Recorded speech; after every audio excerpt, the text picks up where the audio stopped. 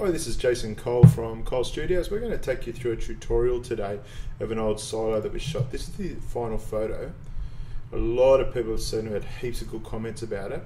It's pretty cool, pretty gothic, and just sort of that whole apocalyptic sort of look. So what we're going to do, we're going to show you the original photo here. Okay, that's the original shot. That's the photoshopped version. So same photo, just a little bit of work to it. Okay, and I'm going to show you how to do that from scratch. We're also going to put this on our website so you can download it as well. You can actually download the CR2, the raw file, just so you can do it yourself, so you can play around do it yourself. If you have any questions, shoot us off an email at info@colestudios.com.au. At the end of this tutorial, all the details are there as well. Okay, let's get started.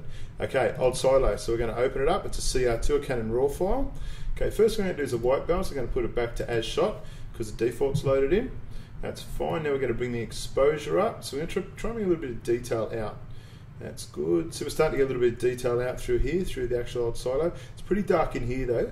So we're going to pull some fill light out to about there. Looks pretty good. Okay, and we're going to click open image.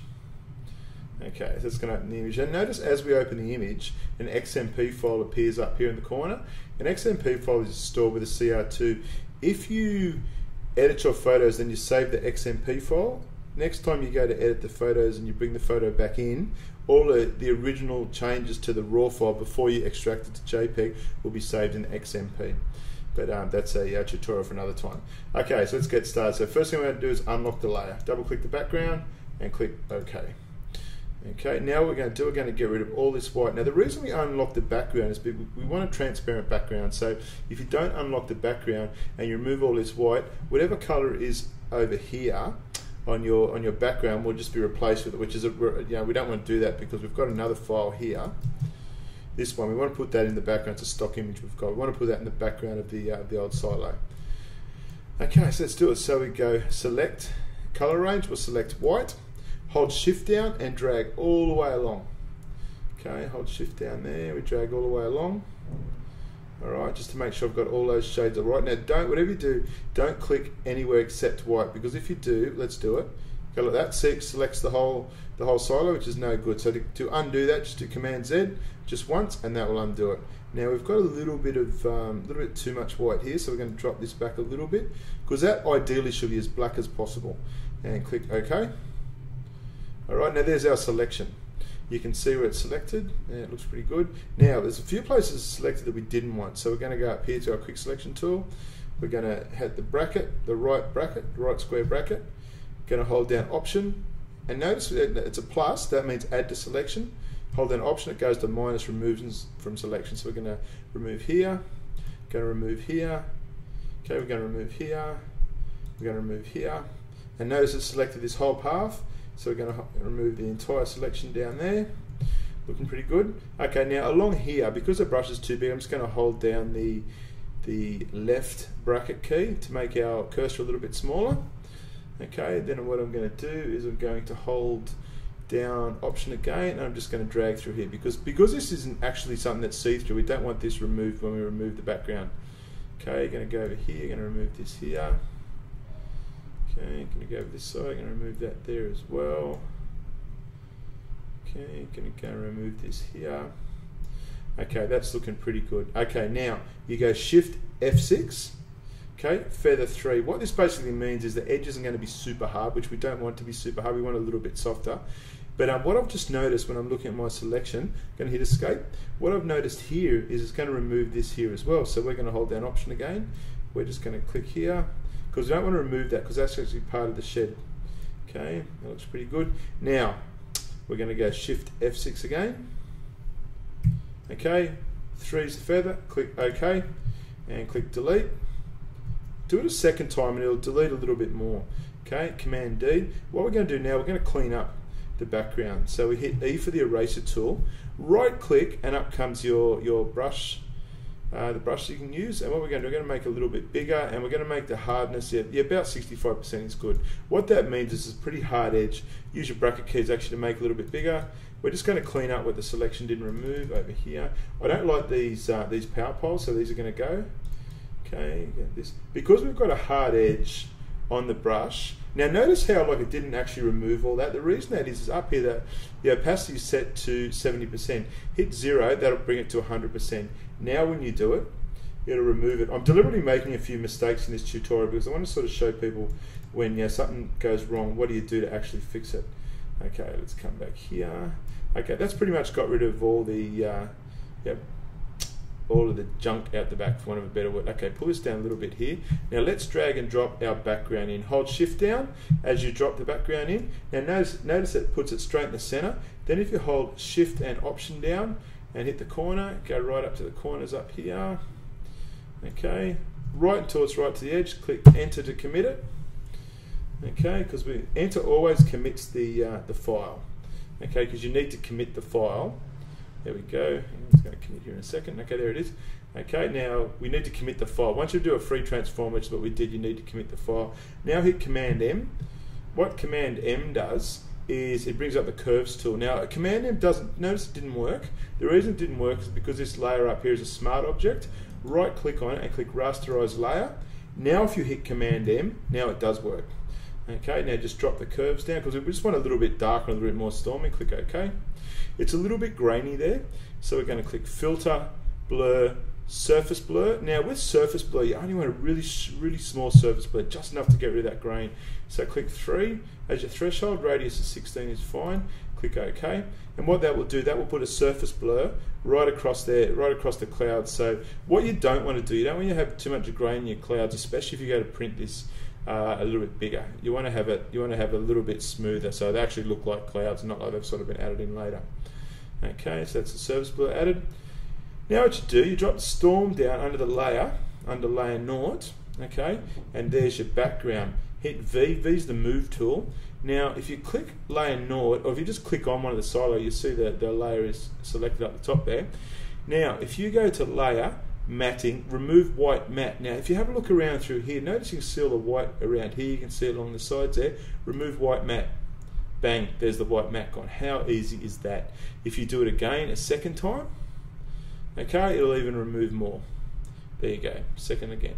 Now, see here, there's a little bit too much colour in there for my liking, so I'm going to come over here, going to click the sponge tool, I'm going to put on desaturate 100%, and I'm just going to run it over just once. Just like that, okay? So there's not too, so all you've done is just taken a little bit more detail out of there too. Now, let's do a little bit more cleaning of the background. So click E for the eraser tool again. I like to try and, where possible, I like to use the commands on the keyboard rather than trying to use like the menus up here. If you use the commands on the keyboard, you'll find that it'll be a lot quicker. Your Photoshop work will really speed up. Okay, now the opacity is set to 0. What I'm doing here, first thing I'm going to do is trace the edges. I just want to get rid of that sort of fringing off there. Okay, that's all gone. It's looking pretty good. Okay, now what I'm going to do, I'm going to hit 5 on the keyboard. I've just changed the opacity of this brush to 5, so it's going to be a little bit transparent. I'm going to do it again. Now this time, notice how it's like it's sort of blending in now. This pole, don't like this pole, we're going to hit S. S is the clone tool. Okay, hit 0. So what I've done, I made the brush smaller with the bracket key. Now hit 0. I'm going to click, hold Option key down, click my source point.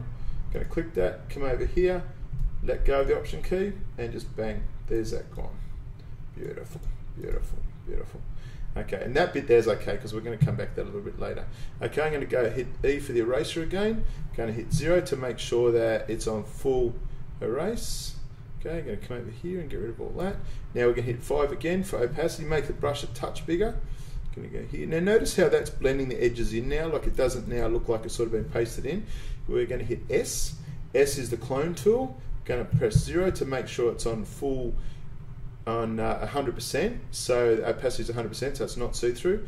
We're going to click the Option key, click the source, move over, let go of the Option key. Now we've clicked the destination. I'm going to go up here because I just don't like how this tree. I think the tree, I don't know, I just don't really like it. It doesn't really hit me with the photo. I'm going to leave a little bit of it there, but we're not going to get too carried away. Okay, that's looking pretty good. Now we're going to come up here and click the selection tool again. We're going to click the white along the bottom here, because we're going to make this platform dark. It's too wide at the front. We're going to hold down Alt, and we're going to just pull that selection back. When you hold down Alt, Alt will remove from a selection, Shift will add to it. Now we're going to go Command M. Command M is curves or darken things, so we're going to darken it. pull down a fair bit until it's like sort of blends with everything else. Yeah, probably about there. Click OK, Command D. Now the next tool we're going to use is called Vivisa 2. It's part of the Nik software suite. NikSoftware.com, awesome software. We use Vivisa 2, we use Silver Effects, and we use Color Effects. It's really, really good software for really quick processing. So we're going to go Filter, Nik Software, Vivisa 2. Okay, now what Vivisa does, Vivisa brings out contrast, beautiful contrast. So we're going to click Add Control Point, we're going to click here on the tower, we're going to make it bigger. We need to cover pretty much the whole photo for this one. Now see structure. Structure is what brings out the detail in the photo. So you watch this.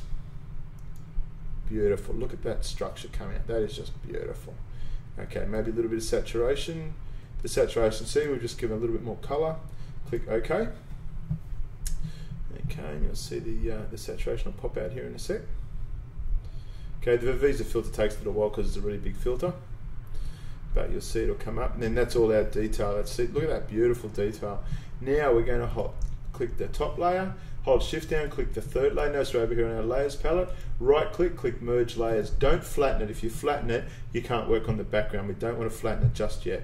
Okay, now next thing we're going to do, I've noticed a bit of green along the top here, so hit the eraser again, right click, make sure you've got a reasonably hard edge, maybe, yeah, that 77 is fine, and then just run it on, just real gently along the top there.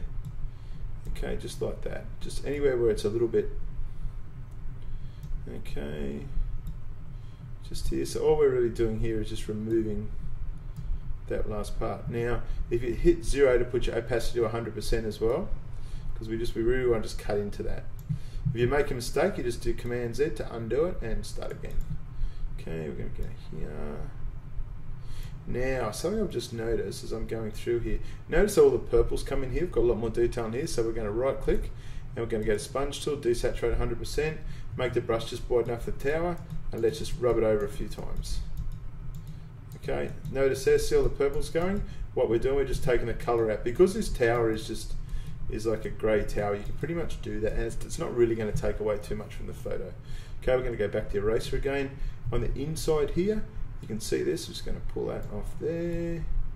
Just go down on the side here. I'm doing this freehand with a mouse. It works really well with a tablet as well. Because it's an old silo and because it's like, it's supposed to be a little bit apocalyptic, it doesn't really matter. Oh, we missed a little bit over here too. It doesn't really matter that you if it's not perfect, it's not a massive deal. Okay, that's looking pretty good. All right, now the next thing we're going to do, we're going to come over here, we're going to click the burn tool. Going to put on shadows 50%, and we're going to put an edge down here, so probably about there. This is just like where, it's supposed to look just like where.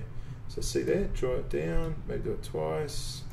It's good around the bottom. I just do a couple of clicks around the bottom because usually they get a little bit more dirty around the bottom. Same with this one here, maybe a little bit smaller again. Just right on the edge. By the way, this photo is shot with a Canon 8 to 15mm fisheye at 15mm. Okay, so it's standing right in front of the photo. That's where you've got the distortion from. Okay, it's looking pretty good. One more over here. Gonna go to the edge.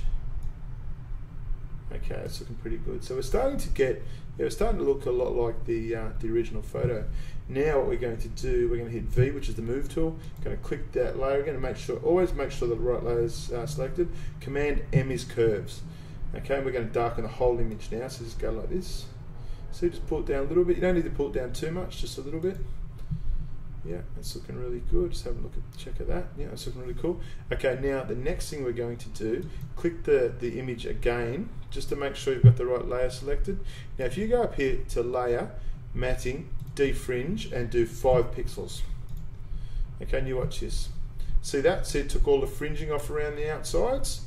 Okay, especially in the tower and that too, where you really want to remove it. Okay, now this is starting to look really good now.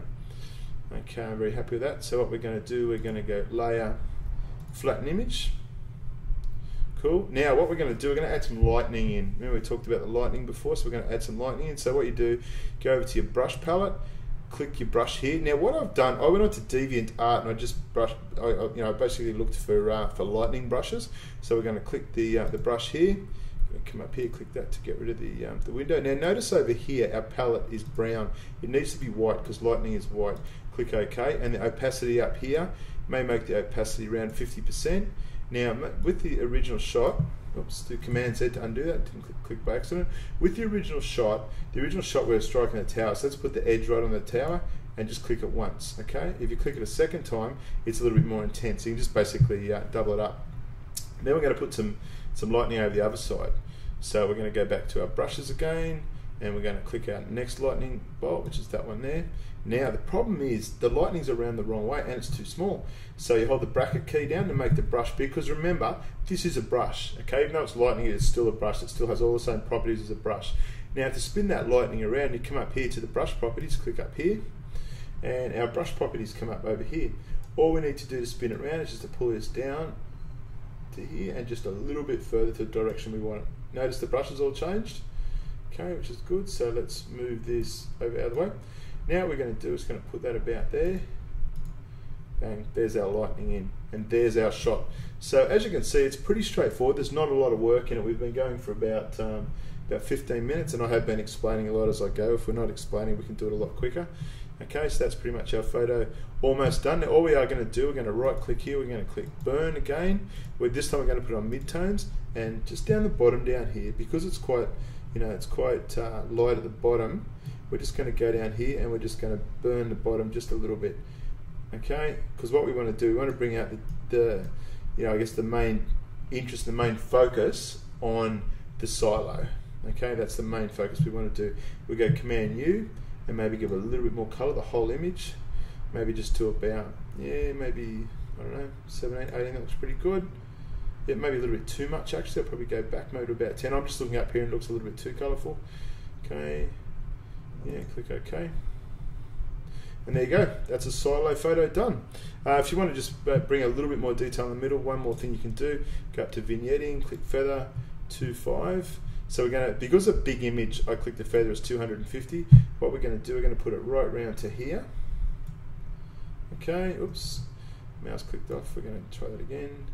Come to here. Okay, now what that's going to do, it's going to give me that beautiful edge. Command I. Now what Command I is, what you do, you hold Shift Command I, that inverts it. So now we're working on the outside of the image. Command M for levels, and we'll pull that down. Okay, so there you go, we've just brought it into a little bit more into the middle. Command D again. Let's go Command M and let's darken the whole image a little bit more. Yeah, see, that's looking good. See how that there looks really cool. That looks really, really sort of gothic. And then last thing I'm going to do is I'm going to go Image, Auto Contrast, brighten it. Beautiful. There you go.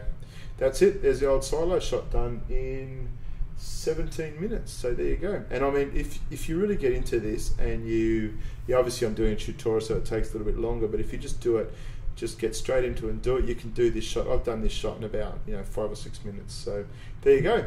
Keep an eye on our YouTube channel, JCP DVD, for some more YouTube tutorials coming up. And apologies for the long delay between YouTube videos. We've just been really busy in our business and stuff. Business is cranking, so yeah, so we haven't been on YouTube as much as we'd like to be.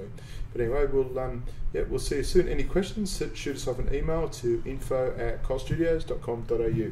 Thanks again for watching.